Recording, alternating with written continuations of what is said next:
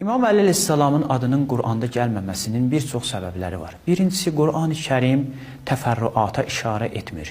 Ümumi məsələlərə işarə edir. Namaz barəsində, digər məsələlər barəsində də biz bunu rahat şəkildə görə bilərik. İkincisi, İmam Əli əleyhissalamın xüsusiyyətləri barəsində kifayət qədər Qur'an-ı Kərim bizə məlumat verib. Artıq onun adının zikr olunmasının heç bir mənası yoxdur. Hətta xüsusiyyətləri zikr etmək adını zikr etməkdən daha üstündür. Çünki adı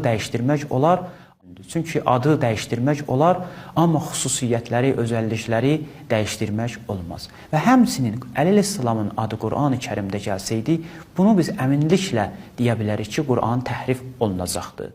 Əli əleyhissalamın adı Qur'an-ı Kərimdə gəlsəydi, bunu biz əminliklə deyə bilərik ki, Qur'an təhrif olunacaqdır. Və sonda bunu da deyim ki, biz səqələyindən yapışmalıyıq, yəni Qur'an və Əhl-i Beytdən. Şübhəsiz ki, zikri biz nazil etdik. Əlbəttə, biz də onu qoruyacağıq. Rəbbinin kitabından sənə vəhy olunanları oxu. Onun kəlmələrini heç kəs dəyişdirə bilməz.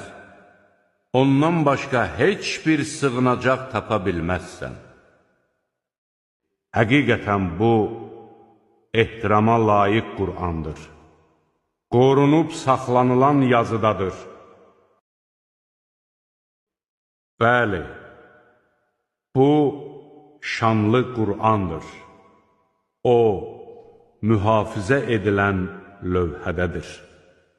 Nə önündən, nə də arxasından batil ona girişə bilməz.